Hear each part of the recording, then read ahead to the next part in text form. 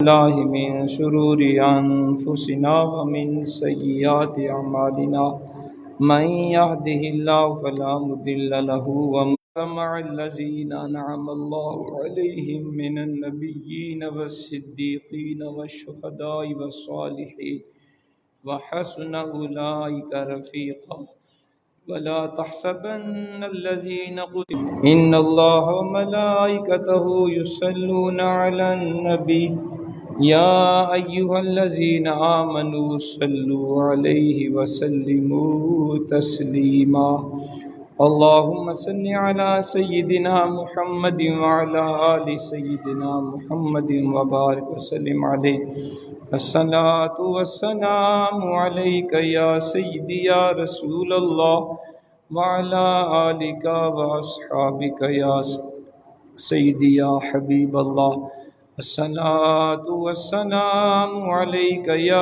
سيدي يا رحمة للعالمين وعلى آلك وأصحابك يا سيدي يا خاتم النبيين الحمد لله رب العالمين نہایت ہی واجب الاحترام مسلمان بزرگ دوستوں بھائیوں، السلام علیکم ورحمۃ اللہ وبرکاتہ۔ ساتھ محترم، یہ ماہ مقدس شوال المکرم ہے۔ آج اس ماہ مقدس کی 19 تاریخ ہے۔ اسی مہینے کی 15 تاریخ کو سید الشہداء حضرت سیدنا امیر حمزہ رضی اللہ تعالیٰ عنہ آپ جامع شہادت نوش فرمایا آپ نے۔ تو آج کے جمعہ انشاءاللہ آپ کی سیرت اور مختصر شان بیان کرنی ہے۔ اللہ تعالیٰ کی بارگاہ میں دعا ہے وہ ذات حق بات کہنے کی توفیق عطا فرمائے اور سننے اور سنانے کے بعد ہم سب کو عمل کرنے کی توفیق عطا فرمائے۔ اللہ کریم نے قرآن پاک میں اپنے راستے میں شہید ہونے والوں کو زندہ قرار دیا ہے اور ان کو مردہ گمان کرنے سے بھی منع فرمایا ہے، اور یہ بھی بتایا ہے کہ ان کو اللہ کی بارگاہ سے رزق بھی عطا کیا جاتا ہے۔ جو میں نے 2 آیات آپ کے سامنے تلاوت کی، یہ سورۃ آل عمران کی 2 آیات ہیں۔ اللہ کریم ان میں فرما رہا ہے وَلَا تَحْسَبَنَّ الَّذِينَ قُتِلُوا فِي سَبِيلِ اللَّهِ أَمْوَاتًا بَلْ أَحْيَاءٌ عِندَ رَبِّهِمْ يُرْزَقُونَ۔ فرمایا جو اللہ کے راستے میں قتل کیے گئے ہیں ان کو مردہ گمان نہ کرو، وہ زندہ ہیں اور ان کو اپنے رب کی بارگاہ سے رزق بھی ملتا ہے۔ فرحین بما آتاہم اللہ من فضلہ ویستبشرون بالذین لم یلحقوا بہم من خلفہم الا خوف علیہم ولا هم یحزنون۔ جو اللہ نے ان کو اپنے فضل سے دیا اس کے اوپر وہ خوش ہیں، اور وہ فرمایا کہ جو اللہ نے دیا وہ اس کے اوپر خوش ہیں، اور جو لوگ ان کے پاس نہیں پہنچے، پیچھے رہ گئے، ان کی اس حالت پہ بھی وہ خوش ہیں کہ ان پر بھی کسی قسم کا خوف نہیں اور کوئی غم نہیں ہوگا۔ اب اس ان 2 آیات سے یہ پتہ چلتا ہے کہ اللہ تعالیٰ شہداء کو چند ایک انعامات عطا فرماتا ہے۔ اللہ اپنے راستے میں شہید ہونے والوں کو دائمی زندگی عطا فرما دیتا ہے۔ اللہ اپنے راستے میں شہید ہونے والوں کو رزق بھی عطا فرماتا ہے، اور اللہ کے بندے شہداء وہ جنت کی بہاروں میں خوش و خرم بھی ہوتے ہیں، اور جو ان کے متعلقین دوست احباب رشتہ دار پیچھے رہ گئے، شہداء یہ چاہتے ہیں وہ نیک عمل کر کے، وہ بھی جہاد کر کے ان کے ساتھ جنت کی بہاروں میں شامل ہو جائیں۔ اور سدی کا بیان ہے کہ شہید کا جو عزیز دوست مرنے والا ہوتا ہے، شہید کو بتا دیا جاتا ہے کہ فلاں تیرا عزیز بھی تیرے پاس پہنچنے والا ہے، وہ اتنا خوش ہوتا ہے جیسے دنیا میں انسان کا کوئی عزیز ہو جو دور دراز علاقے میں بستا ہو اور کافی عرصے کے بعد اس سے اس کی ملاقات ہو۔ جتنا وہ بندہ اپنے اس عزیز کو دیکھ کے خوش ہوتا ہے، وہ شہید بھی اپنے رشتہ داروں کو جو فوت ہو کے ان کے ساتھ ملتے ہیں اتنے خوش ہوتا ہے۔ اب ان آیات کا شان نزول بھی سماعت فرما لیجئے۔ حضرت عبداللہ بن عباس رضی اللہ تعالیٰ عنہ فرماتے ہیں کہ نبی پاک علیہ الصلوۃ والسلام نے صحابہ کرام سے فرمایا جب واقعہ احد میں تمہارے بھائی شہید ہوئے تو اللہ تعالیٰ نے ان کی ارواح کو سبز پرندوں کے جسم میں رکھ کے آزاد کر دیا۔ وہ جنت کی نہروں اور باغات سے اپنا رزق حاصل کرتے ہیں اور پھر ان قندیلوں میں آ جاتے ہیں جو ان کے لیے رحمان کے عرش کے نیچے معلق ہیں۔ جب ان لوگوں نے اپنی راحت و عیش کی زندگی کو دیکھا تو کہنے لگے ہمارے متعلقین دنیا میں ہمارے مرنے سے غمگین کیوں ہیں؟ کاش ان کو کوئی ہمارے بارے بتا دیتا، ہم تو خوش و خرم زندگی بسر کر رہے ہیں، تو وہ ہمارے بارے میں پریشان نہ ہوں بلکہ وہ بھی جہاد کی کوشش کریں، وہ بھی اللہ کے راستے میں شہید ہو کر ہماری طرح نعمتیں حاصل کریں۔ تو رب کریم نے فرمایا میں تمہارے عزیزوں کو تمہارے حالات کی خبر دیتا ہوں، میں ان کو بتاتا ہوں کہ تمہیں جنت میں نے کیا کیا نعمتیں عطا کی ہیں۔ اس موقع پہ رب کریم نے یہ قرآن کی آیات نازل فرما دیں، فرمایا جو اللہ کے راستے میں قتل کیے جائیں ان کو مردہ گمان بھی نہ کرو، وہ زندہ ہیں اور رب کی بارگاہ سے ان کو رزق بھی عطا کیا جاتا ہے۔ سیدنا ابو ہریرہ رضی اللہ تعالیٰ عنہ سے روایت ہے کہ نبی پاک علیہ الصلوۃ والسلام نے فرمایا ما من مکلوم یکلم فی سبیل اللہ الا جاء یوم القیامت وکلمہ یدمع لون دم والریح ریح مسک۔ یہ حدیث بخاری کے اندر موجود ہے۔ سرکار مدینہ علیہ السلام فرماتے ہیں جو شخص بھی اللہ کے راستے میں جہاد کرتے ہوئے زخمی ہوا وہ قیامت کے دن اس حال میں آئے گا کہ اس کے زخم سے خون بہہ رہا ہوگا، جس کا رنگ تو خون جیسا ہوگا لیکن اس کی خوشبو مشک جیسی ہوگی۔ کیا پتہ چلا؟ جو اللہ کے راستے میں شہید ہو، اللہ کے راستے میں جہاد کرے اور اسے شہید کر دیا جائے، اس کا جو خون ہوگا وہ قیامت کے دن شہید اسی حال میں اٹھایا جائے گا جس حال میں وہ شہید ہوا ہوگا۔ اس کے جسم سے خون بہہ رہا ہوگا، خون کا رنگ تو سرخ ہوگا، خون کی طرح ہوگا لیکن اس سے مشک کی خوشبو آتی ہوگی۔ یہ شہید کا مقام ہے۔ حضرت سہل بن حنیف رضی اللہ تعالیٰ عنہ روایت کرتے ہیں کہ نبی پاک علیہ الصلوۃ والسلام نے فرمایا من سأل اللہ شہادت بصدق بلغہ اللہ منازل الشہداء وإن مات علی فراشہ او کما قال۔ صحیح مسلم کے اندر حدیث ہے، سرکار فرماتے جو بندہ صدق دل سے اللہ تعالیٰ سے شہادت کا سوال کرتا ہے اللہ تعالیٰ اسے شہداء کے درجات عطا فرما دیتا ہے۔ جو بندہ صدق دل سے پورے خلوص نیت سے اللہ تعالیٰ کی جناب سے شہادت کی تمنا کرتا ہے اللہ مجھے بھی شہادت کی موت عطا فرما، سرکار فرماتے ہیں اللہ تعالیٰ اس بندے کو شہداء کے مراتب و درجات تک پہنچا دیتا ہے اگرچہ وہ اپنے بستر پہ فوت ہو جائے۔ اس کا مطلب یہ ہے کہ بندہ مومن کو شہادت کی آرزو کرنی چاہیے، شہادت کی تمنا کرنی چاہیے، اسے جہاد سے ڈرنا نہیں چاہیے۔ ہمارے بزدل جو اوپر بیٹھے حکمران ان کی طرح اس کی ٹانگیں کانپنی نہیں چاہیے جہاد کے نام سے، اسے تو جہاد کا شوق کرنا چاہیے۔ اللہ کے بندے کو جہاد کی تمنا کرنی چاہیے، اسے شہادت کی موت اللہ سے مانگنی چاہیے، کیونکہ شہادت سے افضل کوئی موت نہیں ہے، شہادت سے اعلیٰ کوئی منصب نہیں ہے۔ اور اگر وہ بندہ صدق کے دل سے شہادت کی تمنا کرے گا اور اگر اسے موت نہ بھی آئی شہادت کی، اللہ پھر بھی اسے شہداء کی مراتب عطا فرما دے گا۔ ذات محترم ذرا دیکھیے گا حضور کے صحابہ کرام کس قدر ان میں جذبہ جہاد تھا۔ حضور کے بڑے پیارے صحابی ہیں حضرت حنظلہ رضی اللہ تعالیٰ عنہ، آپ کی شادی ہوتی ہے، شادی کی پہلی رات ہے، اپنی بیوی کے پاس ہیں اور رات گزارتے ہیں، آپ کے اوپر غسل جنابت فرض ہوتا ہے۔ اب صبح کے وقت ابھی غسل نہیں کیا، حضور کی طرف سے اعلان جہاد ہوتا ہے، چلو غزوہ احد کی طرف، چلو جنگ احد کی طرف۔ صحابہ کرام کو حضور نے حکم دیا۔ اب آپ سوچ رہے ہیں کیا غسل کروں کہ نہ کروں؟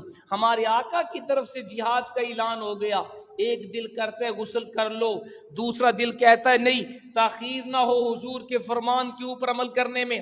ہمیں یہ حدیث غور سے سننی چاہیے۔ کہتے ہیں کہ سوچا غسل نہ کرو، حضور کے فرمان کے اوپر فوراً عمل کرو۔ آپ نے غسل بھی نہیں کیا، فوراً مجاہدین اسلام کے ساتھ شریک ہو گئے۔ جب میدان احد میں پہنچتے ہیں، جنگ ہوتی ہے، حضرت حنظلہ کفار کو قتل کرتے کرتے آپ منصب شہادت کے اوپر فائز ہو جاتے ہیں۔ جب جنگ ختم ہوتی ہے اللہ کے حبیب فرماتے ہیں شہداء کی لاشیں جمع کرو۔ جب لاشیں جمع ہوئے حضرت حنظلہ کی لاش ملتی نہیں ہے، صحابہ کہتے ہم نے دیکھا تو تھا ان کو، وہ بھی شہید ہوئے ہیں، لیکن لاش کہاں چلے گئی؟ حضور آسمان کی طرف دیکھتے ہیں، فرمایا میرے غلام حنظلہ کو آسمان کے فرشتے حوض کوثر سے غسل کروا رہے ہیں، حوض کوثر سے غسل دیا جا رہا ہے۔ صحابہ کہتے تھوڑی دیر گزری، حضرت حنظلہ کی لاش زمین کے اوپر آ گئی، ہم نے دیکھا ان کے بالوں سے پانی کے قطرے گر رہے تھے۔ حضور نے فرمایا جاؤ ان کی بیوی سے پوچھو اصل ماجرا کیا ہے۔ جب ان کی بیوی سے پوچھا گیا تو آپ نے بتایا کہ میرے پاس وہ تھے، شادی کی پہلی رات تھی، غسل جنابت ان کے اوپر فرض ہو گیا تھا، لیکن حضور کی طرف سے جب اعلان جہاد سنا تو میرے اس شوہر نے غسل نہیں کیا۔ حضور کے فرمان کے اوپر عمل کرنے میں دیر نہ ہو جائے۔ سرکار فرمایا یہی تو وجہ ہے، حنظلہ نے میرے فرمان کے اوپر فوراً عمل کیا، غسل جنابت بھی نہیں کیا۔ اللہ کو اتنی ادا پسند آئی، اللہ نے فرشتوں کی ڈیوٹی لگا دی، تم میرے غلام کو جس نے میرے آقا کے فرمان کے اوپر فوراً عمل کیا ہے، غسل جنابت میں نہیں کیا، اللہ نے فرشتوں کی ڈیوٹی لگائی، تم دنیا کے پانی سے نہیں، تم حوض کوثر سے میرے حبیب کے غلام کو غسل دو گے۔ یہ ہے صحابہ کرام کی شان، یہ ہے مجاہدین اسلام کا مقام۔ آج ہم دیکھیں اس وقت پوری امت مسلمہ کے اوپر جہاد فرض ہو گیا ہے، تمام مکاتب فکر کی علماء نے، پاکستان کے علماء بھی اور عالم اسلام کے علماء نے بھی جہاد کا اعلان کر دیا ہوا ہے کہ بھئی جہاد فرض ہے، نکلو جہاد کے لیے۔ اور ہمارے 57 اسلامی ملکوں کے مردہ اور بزدل حکمران وہ ٹس سے مس نہیں ہو رہے، وہ اپنی اپنی باری کا انتظار کر رہے ہیں، خواب خرگوش کے مزے لے رہے ہیں۔ ان کو کیا خبر کہ جہاد کی شان کیا ہے اور مجاہدین اسلام کا مقام کیا ہے۔ آج ہم سید الشہداء امیر حمزہ کی شان ہم نے بیان کرنی ہے، ان کو ہم نے خراج تحسین پیش کرنا ہے، کیونکہ 15 شوال کو آپ شہید ہوئے ہیں اور آپ اللہ کے بھی شیر ہیں، امیر حمزہ، اور حضور کے بھی شیر ہیں۔ آپ حضور کے سگے چچا ہیں اور آپ کو حضور نے لقب دیا تھا یہ میرے وہ چچا ہیں، اسد اللہ و اسد رسول ہی، یہ اللہ کے بھی شیر ہیں اور اس کے رسول کے بھی شیر ہیں۔ آپ کی ولادت حضور کی ولادت سے 2 سال یا 4 سال پہلے ہوئی ہے۔ 2 سال یا 4 سال آپ حضور سے بڑے تھے، بڑے خوبصورت تھے، ماہر تیر انداز تھے، بڑے پہلوان تھے، بیعت بہادر تھے اور بڑے اچھے اوصاف کے مالک تھے، اور آپ اسلام سے پہلے اہل عرب کے شیر تھے، اور اسلام قبول کرنے کے بعد اللہ اس کے رسول کے شیر مشہور ہوئے۔ آپ نے ہر موقع پہ دل کھول کے اسلام کی مدد بھی کی ہے اور جہاد بھی کیا ہے۔ 54 یا 56 سال کی عمر میں آپ نے مرتبہ شہادت کو آپ نے قبول کیا ہے۔ ذات محترم ذرا دیکھیے گا آپ کے اسلام قبول کرنے کا سبب کیا بنا۔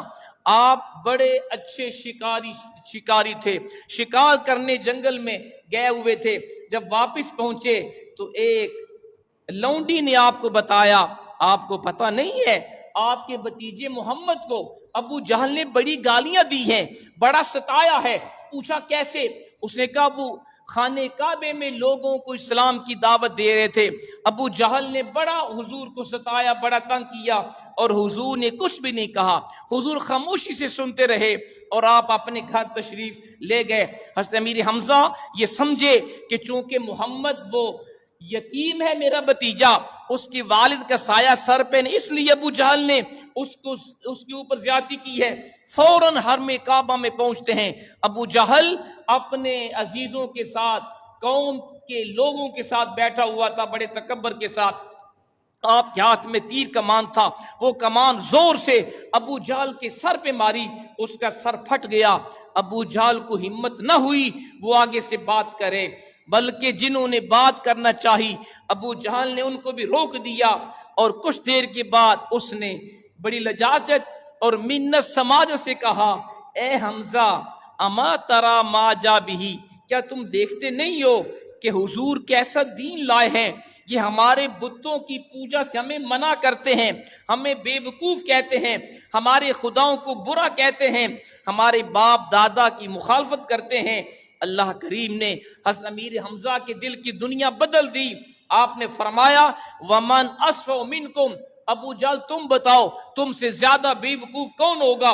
تعبدون الحجارہ من دون اللہ، تم اللہ کو چھوڑ کے پتھر کے بنے ہوئے بتوں کی پوجا کرتے ہو. کہا تم کہتے ہو حضور نے نیا دین شروع کیا ہے، اشہد ان لا الہ الا اللہ واشہد ان محمدن عبد و رسولہ. سن لو میں بھی گواہی دیتا ہوں اللہ کے سوا کوئی معبود نہیں، وحدہ لا شریک ہے، اور میں یہ بھی گواہی دیتا ہوں حضرت محمد مصطفیٰ اللہ کے بندے اور رسول ہیں. تو آپ نے بھی فوراً کلمہ پڑھا، حضور کے غلام بن گئے. اب جب آپ نے اسلام قبول کیا تو کیا بہار آئی. راوی کہتا ہے فلما اسلم حمزۃ علمت قریش ان رسول علیہ الصلوۃ والسلام قد عز وامتنع. فرماتے ہیں جب سیدنا امیر حمزہ نے اسلام قبول کر لیا تو قریش سمجھ گئے اب اسلام غالب ہو کے رہے گا، اب دین اسلام غالب ہو گیا، دین اسلام مضبوط ہو گیا، اب حمزہ رسول پاک کی حفاظت کریں گے. چنانچہ کفار حضور کو تکلیفیں دینے سے روک گئے، اور حضرت امیر حمزہ ان خوش نصیبوں میں سے ہیں جن کی وجہ سے اللہ نے دین کو غلبہ عطا فرمایا. یہ سیدنا امیر حمزہ کی سیرت ہے. اور پھر آپ وہ حضور کے غلام صحابی ہیں کہ جن کی شان میں قرآن کی آیت آئی ہے. اللہ کریم نے قرآن میں فرمایا أَوَمَنْ كَانَ مَيْتًا فَأَحْيَيْنَاهُ وَجَعَلْنَا لَهُ نُورًا يَمْشِي بِهِ فِي النَّاسِ كَمَنْ مَثَلُهُ فِي الظُّلُمَاتِ لَيْسَ بِخَارِجٍ مِنْهَا كَذَلِكَ زُيِّنَ لِلْكَافِرِينَ مَا كَانُوا يَعْمَلُونَ. وہ شخص جو مردہ یعنی کافر تھا پھر ہم نے اس کو زندہ کیا، یعنی ہم نے اس کو مسلمان کیا. فرمایا ہم نے اس کے ایک نور بنا دیا جس کے ساتھ وہ لوگوں میں چلتا ہے. کیا یہ خوش نصیب شخص اس بدبخت کی طرح ہوگا جو اندھیروں میں پڑا ہوا ہے، اس سے نکلنے والا نہیں ہے؟ یوں ہی کافروں کے لیے ان کے برے اعمال راستہ کر دیے گئے. علماء فرماتے ہیں یہ آیت حضرت امیر حمزہ کی شان کو بیان کر رہی ہے اور ابو جہل کی مذمت بھی کر رہی ہے. آپ کی بڑی خدمات ہیں. ہجرت کے بعد آپ نے حضور نے جب ہجرت فرمائی آپ نے بھی حضور کے ساتھ مدینہ پاک میں ہجرت کی ہے. اور پھر جب پہلی جنگ ہوئی جنگ بدر، اس میں امیر حمزہ نے بڑی بہادری کے جوڑ دکھائے تھے. جنگ شروع ہوئی تو 3 بہادر کفار میدان میں نکلے، عتبہ، شیبہ اور ولید، اور حضور سے کہا ہمارا مد مقابل بھیجیے. حضور نے 3 انصاریوں کو بھیجا. انہیں کہا یہ ہمارے مد مقابل نہیں، یہ تو کسان ہیں، ہمارے مد مقابل قریش میں سے بھیجیے گا. تو حضور نے فرمایا کم یا حمزہ، کم یا علی، کم یا عبیدہ. اے حمزہ تم جاؤ، علی تم اٹھو، عبیدہ تم جاؤ. یہ تینوں ہستیاں ان کفار کے سامنے کھڑے ہوئے، اور جب پوچھا گیا تم کون ہو تو سیدنا امیر حمزہ فرمایا انا حمزہ بن عبد المطلب. مولا علی سے پوچھا گیا کون ہو، فرمایا انا علی بن ابی طالب. ابو عبیدہ سے پوچھا تم کون ہو، کہا عبیدہ بن الحارث. تو کفار نے کہا یہ ہمارے مد مقابل ہیں. تو آپ ان بہادروں میں سے ہیں جنہوں نے پہلے حضور نے جن کو میدان جنگ میں بھیجا، اور آپ نے میدان بدر میں بہادری کے جوڑ دکھائے، اور کئی کفار کو آپ نے واصل بجہنم کیا. اور آپ کی بہادری کا اعتراف کفار بھی کرتے تھے. غزوہ بدر کے اختتام پہ سیدنا عبد الرحمن بن عوف کہتے ہیں میں امیہ بن خلف اور اس کے بیٹے کو گرفتار کر کے لے کے جا رہا تھا. وہ کہنے لگے حضرت امیر حمزہ نے جنگ بدر میں اپنے سینے پر شتر مرغ کا پر لگایا ہوا تھا، یہ علامت تھی کہ میں بہت بڑا بہادر ہوں، کوئی میرا مقابلے کا نہیں ہے. تو جب اس نے امیہ بن خلف نے دیکھا، کہا یہ کون شخص ہے جس کے سینے کے اوپر شتر مرغ کا پر لگا ہوا ہے؟ تو حضرت عبد الرحمن نے فرمایا یہ امیر حمزہ ہیں. تو اس نے کہا ہاں یہی شخص ہے جس نے ہمیں تباہ و برباد کر دیا ہے. تو کفار بھی جانتے تھے کہ امیر حمزہ کی وجہ سے اللہ نے ہمیں شکست دی ہے اور ہمیں شکست نصیب ہوئی ہے. ذات محترم غزوہ احد کے اندر جب اللہ کے حبیب علیہ الصلوۃ والسلام جنگ فرما رہے تھے اور جب یہ افواہ پھیل گئی حضور شہید ہو گئے، صحابہ کے اوسان خطا ہو گئے، لیکن چند صحابہ ایسے تھے جو حضور کے آس پاس ڈٹ کے کفار کا مقابلہ کر رہے تھے. ان میں ایک امیر حمزہ کی ذات بھی ہے. آپ کے بارے میں حضرت عمیر بن اسحاق کہتے ہیں کان حمزۃ بن عبد المطلب یقاتل بین یدی رسول علیہ الصلوۃ والسلام بسیفی ویقول انا اسد اللہ و اسد رسولی. فرماتے میدان احد میں جب صحابہ بھاگ رہے تھے، حضرت امیر حمزہ ڈٹ کے حضور کے آس پاس کفار کا مقابلہ فرما رہے تھے. آپ کے ہاتھوں میں، دونوں ہاتھوں میں 2 تلواریں تھیں، دائیں بائیں دونوں ہاتھوں میں تلواریں لے کر دونوں طرف کفار کو واصل بجنم فرما رہے تھے، اور ساتھ بتا رہے تھے انا اسد اللہ و اسد رسولی. سنو قریش میں کون ہوں؟ میں اللہ کا شیر بھی ہوں، اس کے رسول کا شیر بھی ہوں. اور آپ نے میدان احد میں 31 کفار کو حضرت امیر حمزہ نے واصل بجنم کیا ہے. اکیلے 31 بندوں کو آپ نے مارا ہے. یہ آپ کی بہادری تھی، یہ اللہ نے آپ کو شان دی ہے. اور پھر میدان احد کے اندر آپ جانتے ہوں گے کہ ہندا نے، چونکہ اس کے عزیز و اقارب مارے گئے تھے جنگ بدر میں، تو اس نے منت مانی تھی حمزہ میں تجھے تیرا مسلح کرواؤں گی، تجھے قتل کرواؤں گی. اس کا غلام تھا واشی، اسے کہا تھا تم نے اگر امیر حمزہ کو شہید کیا تم آزاد ہو. واشی کا مطلب ایک ہی تھا جنگ میں شامل ہونے کا، میں نے امیر حمزہ کو شہید کرنا ہے. آپ جنگ کر رہے تھے، وہ ظالم بڑا ماہر نیزہ باز تھا، اس نے پیچھے سے نشانہ باندھا، امیر حمزے کے اوپر تیر مارا اور آپ اس سے شدید زخمی ہوئے. پھر آپ زمین کے اوپر تشریف لے آئے اور اس نے آپ کو شہید کیا. پھر ہندا کو اس نے بلایا، آ کے دکھایا، یہ دیکھ میں نے امیر حمزہ کو شہید کر دیا ہے. اس کا کلیجہ ٹھنڈا نہ ہوا، اس نے آپ کا مسلح کروایا، ناک کاٹے، آنکھیں نکلوائیں، کان کاٹے، جسم کے ٹکڑے کیے اور آپ کا کلیجہ نکال کے چبایا اس بدبخت خاتون نے، لیکن وہ چبا نہ سکی. پھر کیا ہوا؟ جب جنگ احد ختم ہو گئی، رسول پاک علیہ الصلوۃ والسلام شہداء احد کے پاس تشریف لائے. تو آپ جب حضرت امیر حمزہ کے پاس پہنچے، جب رسول پاک نے اپنے بہادر چچا، اپنے شیر چچا اور اپنے سب سے زیادہ محبوب چچا کا جسم پاک آپ نے کٹا ہوا دیکھا، مسلح دیکھا، کان بھی نہیں ہے، ناک بھی نہیں ہے، آنکھیں بھی نہیں ہے، جسم کٹا ہوا ہے، جگر نکالا ہوا ہے، رسول پاک علیہ السلام کے اوپر رکت طاری ہو گئی، آپ کی آنکھوں میں آنسو جاری ہو گئے اور آپ نے فرمایا چچا حمزہ مجھے آپ کی شہادت کا بہت زیادہ صدمہ ہے، مجھے سب سے زیادہ دکھ آپ کی شہادت کا ہوا ہے. پھر آپ نے اپنی شہزادی سیدہ خاتون جنت اور اپنی پھوپھی حضرت صفیہ جو حضرت حمزہ کی سگی بہن ہیں، ان کو سرکار نے دلاسا دیتے ہوئے فرمایا اتانی جبریل علیہ الصلوۃ والسلام فاخبرنی ان حمزہ مکتوب فی اہل السماوات حمزہ بن عبد المطلب اسد اللہ واسد رسولی.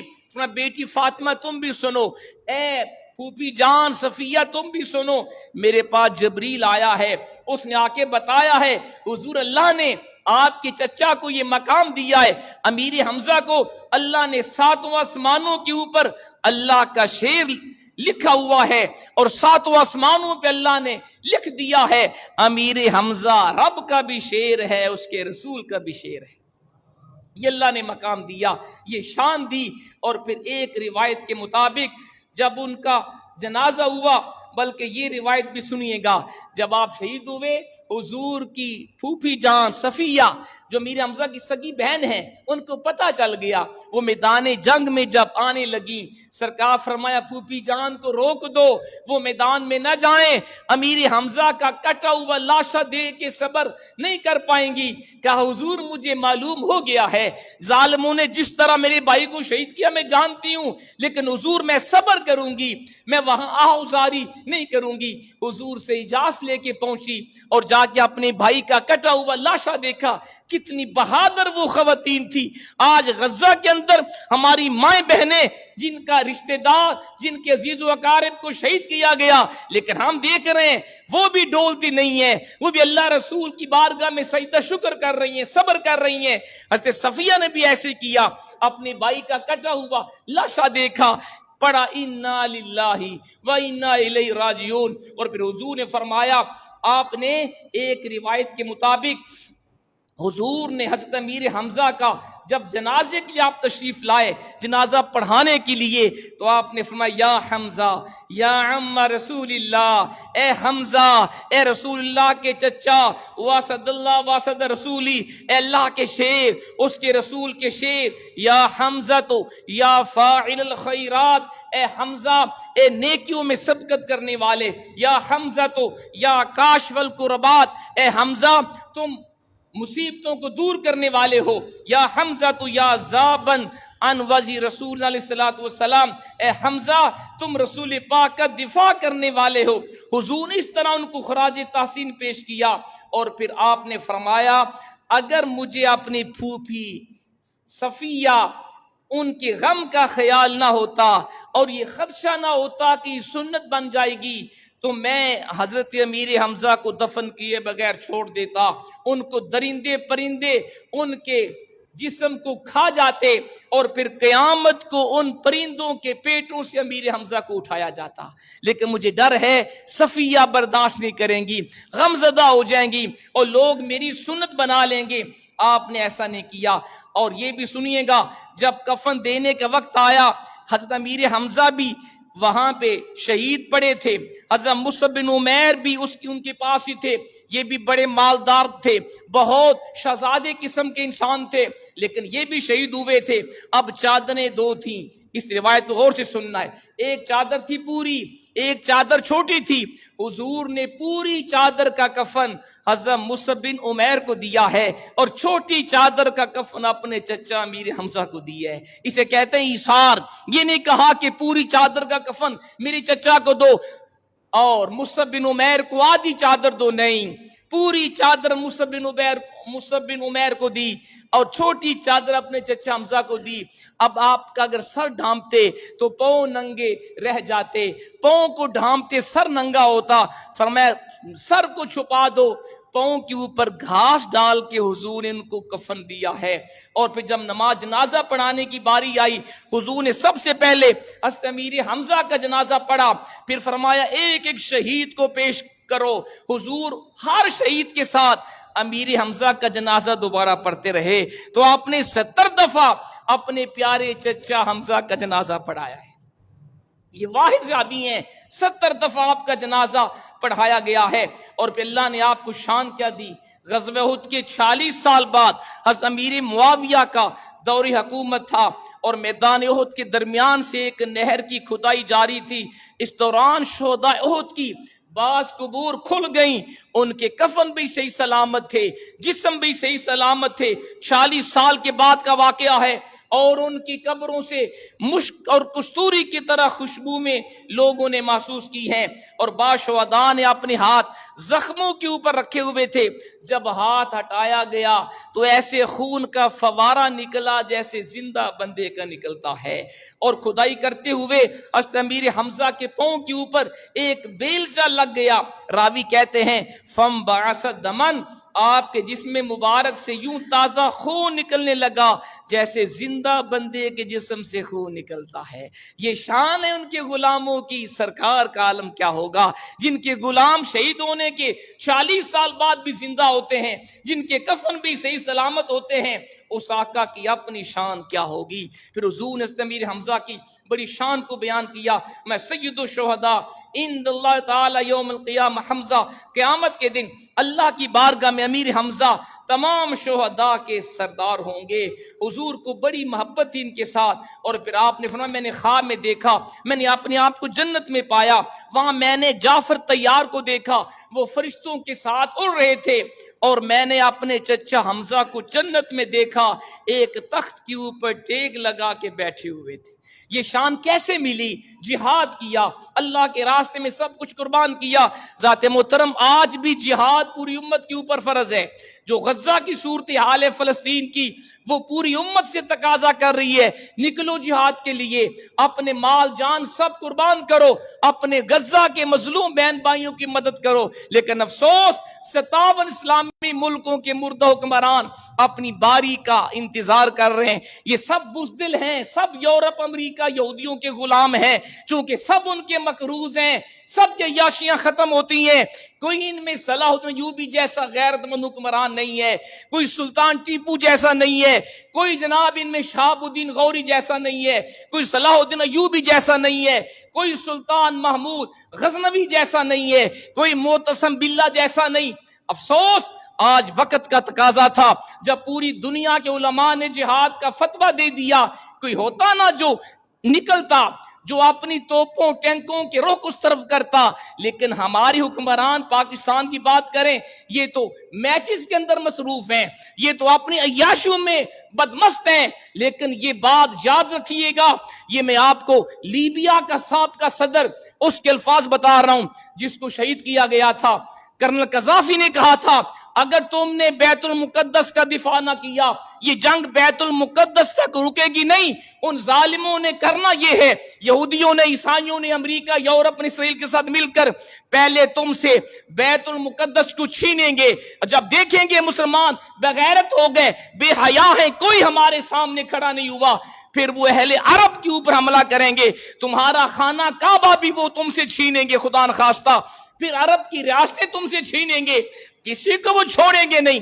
اب بھی وقت ہے، کاش ہمارے حکمران جاگ جائیں، ہم اپنے پاکستان کے سوئے ہوئے جو ہمارے حاکم ان کو کہتے ہیں تم نے مرنا تو ہے نا وزیر اعظم صاحب، تمہاری ٹانگیں ویسے بھی قبر میں ہیں، تم بوڑھے ہو، نواز شریف کوئی کام کر جاؤ، شہباز شریف اور ہم آرمی چیف کو بھی کہتے ہیں جنرل صاحب آپ تو سید بھی ہیں، آپ تو حافظ قرآن بھی ہیں، آپ نے قرآن کی وہ آیت نہیں پڑھی وَمَا لَكُمْ لَا تُقَاتِلُونَ فِي سَبِيلِ اللَّهِ وَالْمُسْتَضْعَفِينَ مِنَ الرِّجَالِ وَالنِّسَاءِ وَالْوِلْدَانِ الذين يقولون ربنا اخرجنا من هذه القرية الظالم اهلها واجعل لنا من لدنك وليا واجعل لنا من لدنك نصيرا۔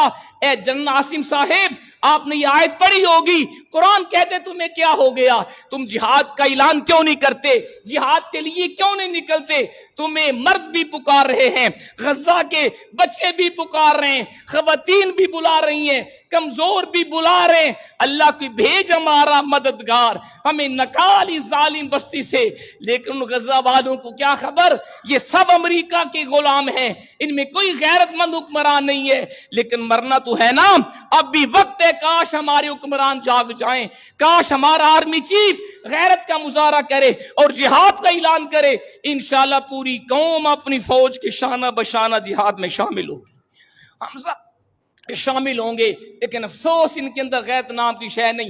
آگے ہم اپنے حصے کا چراغ جلائیں۔ میں آپ کو بار بار کہتا ہوں، ہر بندے سے اس سے حساب ہوگا، ہم سے اپنے بارے پوچھا جائے گا۔ مجھے دکھ ہوتا ہے ابھی تک ہم اسرائیل کی مصنوعات کو استعمال کر رہے ہیں، ابھی تک ہم شادی بیاہ کے اوپر پیپسی، کوکا کولا، 7 اپ، لیز اور ان کی چیزیں ہم دھڑا دھڑ KFC میکڈونلڈ کے اندر ہم کھانا کھاتے ہیں۔ تمہیں غیرت نہیں آتی، تمہیں شرم نہیں آتی؟ اگر تمہاری ماں بہن کو کوئی شہید کرے، تمہاری ماں بہن سے کوئی بدتمیزی کرے، مجھے بتاؤ کوئی غیرت مند ہے جو اس دکان سے سودا خریدے گا؟ مجھے بتاؤ نا، کوئی نہیں خریدے گا۔ ارے وہ ہماری مائیں ہیں، غزہ کی مائیں ہماری ہیں، غزہ کی بیٹیاں ہماری ہیں، غزہ کے بیٹے ہمارے ہیں۔ ہمیں غیرت کیوں نہیں آتی؟ نہ دکانداروں کو غیرت ہے، انہی کی اشیاء سے دکانیں بھری ہوئی ہیں، نہ اس کھانے والوں کو غیرت ہے، ہم بیاہ شادیوں کے اوپر گھروں کے اندر انہی کی چیزیں استعمال کر رہے ہیں۔ ظالموں، تمہارے پیسے سے وہ ایٹم بم بنا کے تمہارے بہن بھائیوں کو شہید کر رہے ہیں۔ تم سے بھی پوچھا جائے گا، عوام سے پوچھا جائے گا، دکانداروں سے پوچھا جائے گا۔ ہم ہی غیرت کا مظاہرہ کریں، اپنے حصے کا چراغ جلائیں۔ میری دوبارہ گزارش ہے، مصنوعات کا بائیکاٹ کر دو، کوئی اسرائیل امریکہ کی چیز نہ خریدو، کوئی اپنے گھر میں شے نہ لاؤ، اپنے ملک کی چیزیں خریدو۔ پاکستان معاشی طور پہ مضبوط ہوگا، ہم قیامت کو کہہ سکیں گے یا اللہ جو ہمارے بس میں تھا ہم نے کیا تھا، لیکن اگر ہم نے یہ نہ کیا پھر مرنا ہم نے بھی ہے، پھر ہم سے بھی جواب ہوگا۔ اللہ ہمیں غیرت ایمانی عطا کرے، اللہ ہمارے غزہ فلسطین کے مسلمانوں کو آزادی عطا کرے۔ وما علینا